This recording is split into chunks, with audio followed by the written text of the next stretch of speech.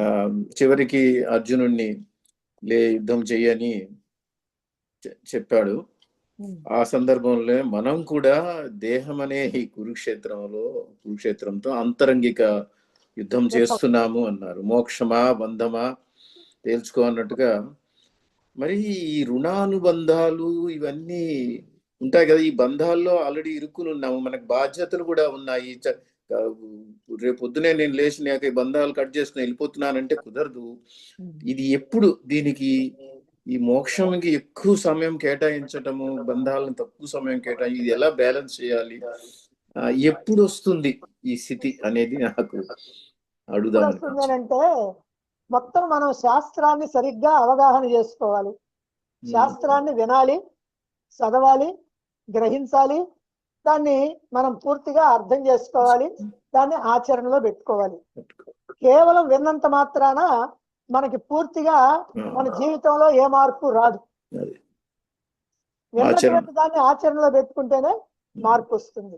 ఇందాక చెప్పారు కదా ఆ కథ, దాని గురించి. ఆ దొంగ వచ్చినప్పుడు ఆమె హెచ్చరించినా గానీ చూద్దాంలే అన్నాడని. మరి రుణానుబంధాల బాధ్యతల్లోంచి తప్పించుకోవటానికి, పారిపోవడానికి కుదరదు కదా బాబు గురువు గారు. అంటే ఇక్కడ బంధం అన్నాం కాబట్టి, కర్మబంధాలు చెప్పాం కాబట్టి, రుణానుబంధం అన్నారు కాబట్టి, అక్కడ కూడా బంధం ఉందన్నారు కాబట్టి ఈ రెండు బంధాలే అని అనుకుంటున్నారు మీరు.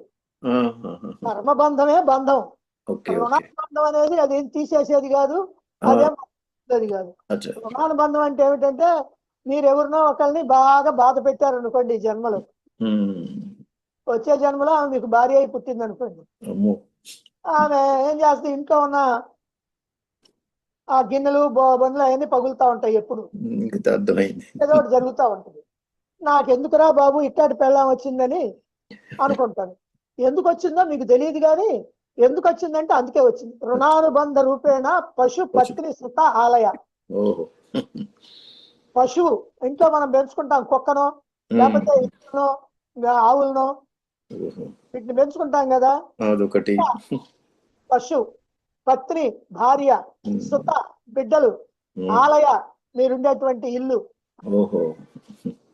ఈ 4 రుణానుబంధం. కాబట్టి ఆ రుణానుబంధాన్ని తప్పించుకోవాలంటే ఎందుకు తప్పించుకోవటం ఎందుకు? అది మీకు మంచిదైతే తప్పించుకుంటారా? మంచి ప్రమాణమైన బిల్డింగ్ లో ఉన్నారు, మంచి భార్య వచ్చింది, మంచి బిడ్డలు ఉన్నారు, వాళ్ళని తప్పించుకోవాలని మీకు ఏమైనా కోరిక? అది చెడ్డోళ్ళైతే తప్పించుకోవాలనుకుంటారు. కాబట్టి మంచోళ్ళైనా మీరు తప్పించుకోలేరు, చెడ్డోళ్ళైనా తప్పించుకోలేరు. మీరు అంతకుముందు ఏం చేశారో, ఎట్లా రుణపడి ఉన్నారో ఆ రుణం ఇప్పుడు తీర్చుకోవాలి, లేకపోతే వాళ్ళు ఎట్లా రుణపడి ఉంటే వాళ్ళు తీర్చుకోవాలి.